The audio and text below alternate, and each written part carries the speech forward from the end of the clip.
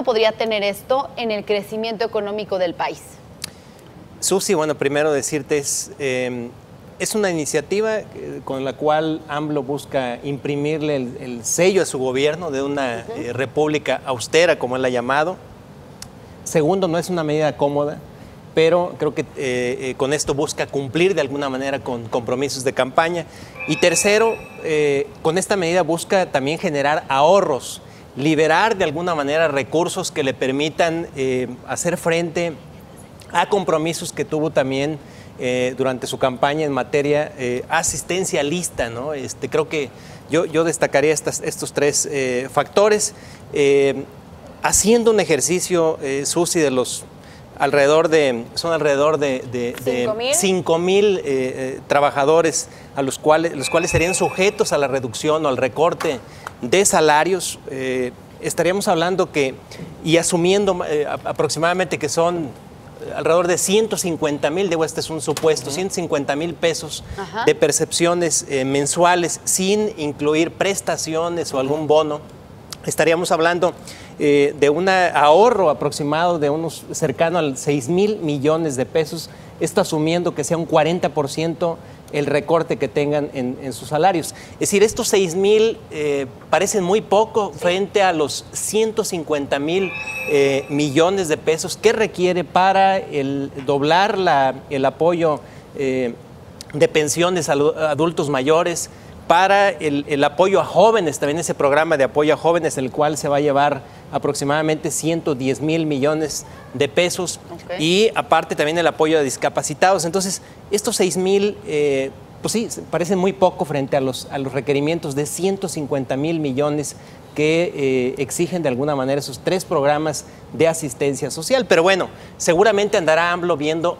Este es un rubro donde va a obtener ahorros, no el recorte de salario. Seguramente estará viendo ya su equipo algunos otros alternativas, ¿no? ¿Dónde obtener recursos? ¿Qué opinas, Diana? También creo que está lejos de los 500,000 pesos, 500,000 millones de pesos que él anunció en algún momento que podría ahorrar de diferentes rubros, de temas de licitaciones, una baja de compras.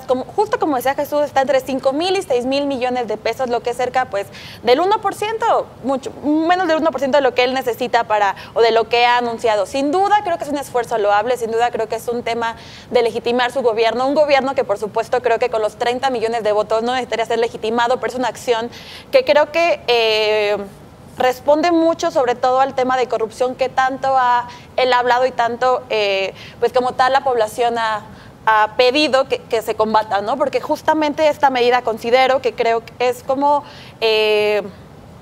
pues un ataque, por llamarlo de alguna forma, a quienes representan la corrupción, ¿no? Sí, en corrupción, nada más para complementar lo que dice Diana, de corrupción el virtual presidente de México ha señalado que podría obtener ahorros de 500,000 millones de pesos. Habrá que ver, parece una cifra, siempre ha sido cuestionable. Yo veo este tema desde tres aristas distintas y creo que las tres tienen un impacto muy importante en lo que se viene. Y antes de comenzar a mencionar a ellos, yo creo que sí sería muy interesante destacar el trabajo que hizo tanto Abraham González como Héctor Usla y Senyacen Flores para escarbar los datos que corresponden al padrón del que es el registro del Gobierno Federal de la Secretaría de Hacienda y Crédito Público. Es una revisión muy exhaustiva al analítico de plazas y remuneraciones que tiene la Secretaría de Hacienda, y de ahí es de donde se llega a este número de entre 5,000 y 8,000 empleados que ganan actualmente más de 1,296,000 pesos y que serían sujetos al posible recorte que ha mencionado el próximo presidente de este país.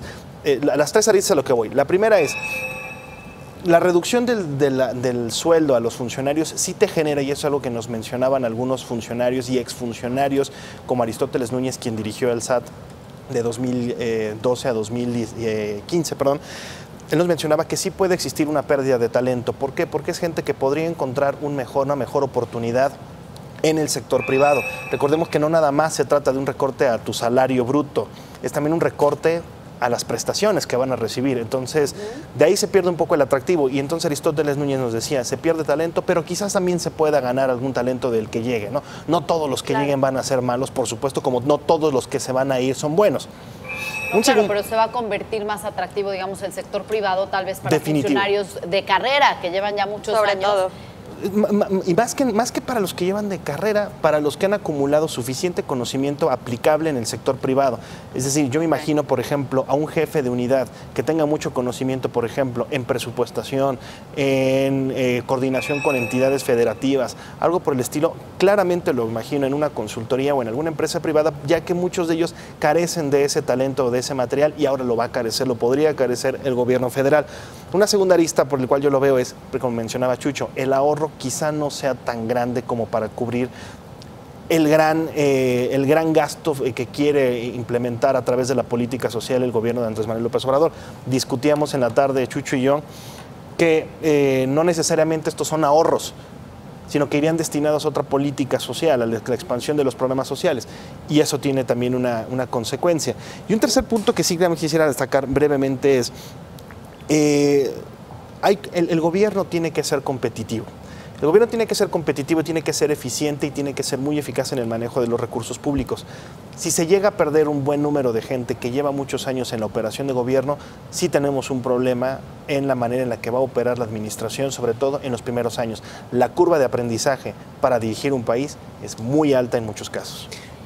Señala Gonzalo, fuga de talento, es decir, ese recorte en la percepción salarial puede traer eso, una fuga de talentos, es decir, servidores públicos volteando hacia la iniciativa privada, hacia las empresas.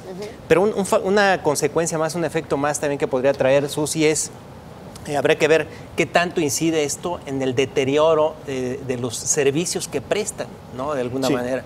Creo que eso va a ser importante. Y la otra, que también tiendan a complementar los salarios que ya no tienen, lo que dejaron de percibir con chambitas, es decir, con trabajos extras o fuera de lo que es el ámbito del servicio público. Entonces eso puede distraer, puede ser corrupción. Distraer, o a la corrupción, es decir, sí hay varios efectos que puede traer esta reducción salarial, ¿no? Y ahí regreso a mi pregunta de qué tanto podría afectar al crecimiento económico en términos de consumo. Por ejemplo, ¿se podría desacelerar el consumo o no ven grandes afectaciones en eso? Yo creo que no, porque digo, lo comentábamos, pequeño, ¿no? Este ejercicio que hacemos, sí un poco a la ligera, porque no tenemos mucha información, está asumiendo, insisto, una reducción de 40% al salario, asumiendo que en promedio los burócratas, tanto de base como de confianza, tienen una percepción promedio de 150,000 pesos al mes, en fin.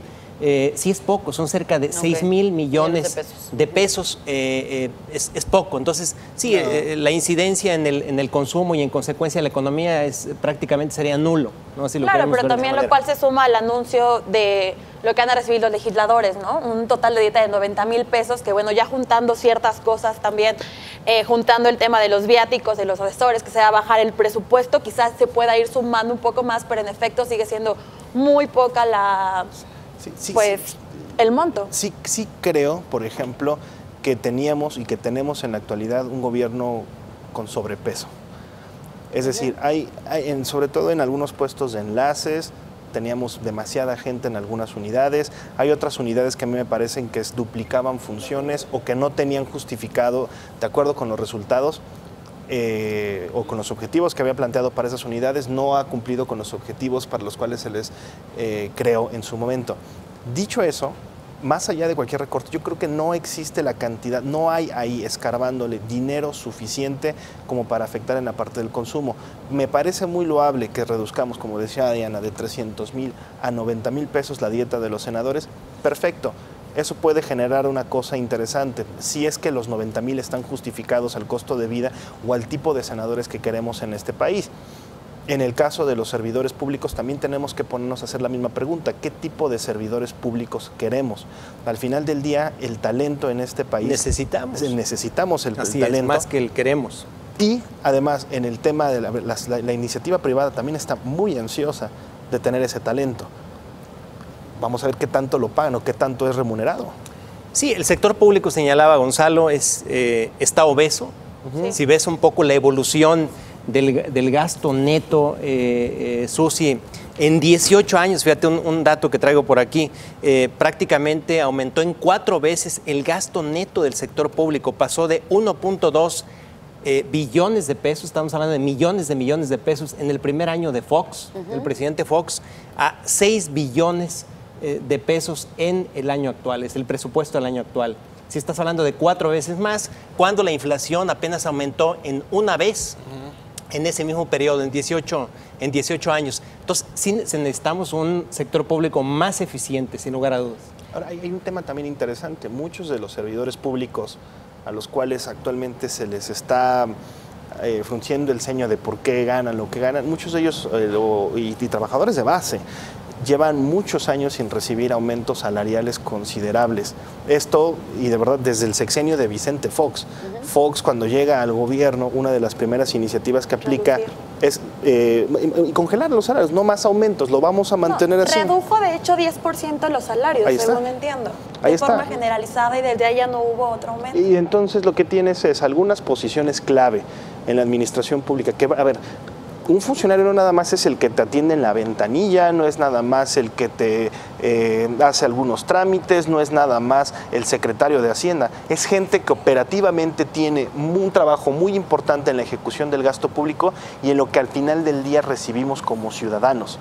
Por eso Chucho decía algo, hacía el comentario, ¿qué tipo de servicios son los que aspiramos también? Necesitamos. Y los que necesitamos con los servidores públicos que vamos a tener. Ahora bien, si ustedes decían que esto igual no incidiría mucho en el crecimiento económico, también pues algunos analistas creen que sí podría haber una desaceleración en el crecimiento económico. Incluso el Fondo Monetario Internacional ayer reduce su perspectiva de crecimiento para nuestro país.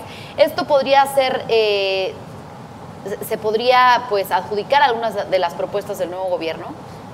Yo diría que no tiene mucho que ver con las propuestas de gobierno. Yo creo que más bien la expectativa que tenía el Fondo Monetario Internacional, por ahí traíamos el gráfico, Susi, era muy optimista. Creo que pecaba de optimista. Digo, hablar de un 3% de crecimiento de la economía para el primer año de gobierno, creo que era bastante... Estaba muy alto el FMI. Muy elevada.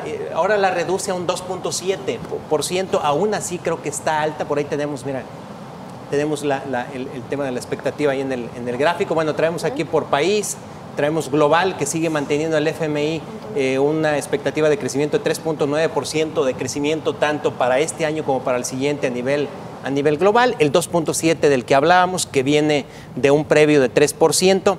Creo que aún así el 2.7% es alto. El argumento que da el Fondo Monetario Internacional para este ajuste de 30 puntos base tiene que ver con la incertidumbre por el Telecán. Claro, factores externos. Por factores prácticamente externos, como dice Diana, el tema de las tensiones comerciales, y creo que hay otras que no señala ahí, que seguramente van a incidir. El tipo de cambio, que va a incidir en una mayor inflación, las tasas de interés también, vienen mayores tasas de interés, mayor costo de dinero que va a ser regresivo para la economía. Entonces, este ajuste, qué bueno que hizo ese ajuste, pero está muy por encima, hay que decirlo, Susi, por encima del 2.3, 2.4 de la encuesta de Citibanamex y de Banco de México para el siguiente año. Es digamos, 40 puntos base arriba de esa expectativa, ¿no? Conclusiones. En el caso específico de lo que mencionaba Chucho y lo que veíamos en las gráficas del FMI, efectivamente el FMI incluso con esta revisión está en la parte alta de las expectativas que tienen tanto casas de bolsa, bancos, otras instituciones financieras y el propio gobierno y el Banco de México. Entonces probablemente vaya todavía más para abajo. Respecto del tema de la burocracia, yo creo que sí es una cosa, no es a la ligera el tema de los cambios burocráticos. Sí tenemos una burocracia bastante grande, sí tenemos problemas de asignación en el gasto público, pero creo que al final del día vamos a tener que hacer una revisión mucho más exhaustiva de la que tenemos en este momento. Coincido plenamente con Gonzalo, hace falta una revisión mucho más exhaustiva, no puedes aplicar una medida de forma lineal para todos. Creo que hace falta un análisis de la labor de todos los burócratas.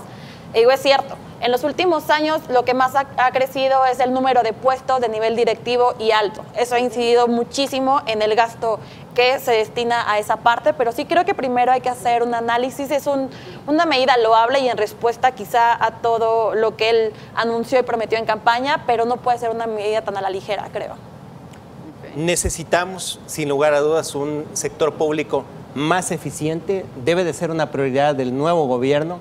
Y comentaba aquí, repito, en los últimos 18 años ha aumentado en 4 veces el gasto neto del sector público. Es enorme. Creo que es enorme cuando la inflación, frente a una inflación que se ha elevado una vez en el mismo periodo, entonces algo está pasando y necesitamos un sector público más eficiente. Así es. Pues con esto hacemos una pausa y regresamos con más análisis a Mesa Central.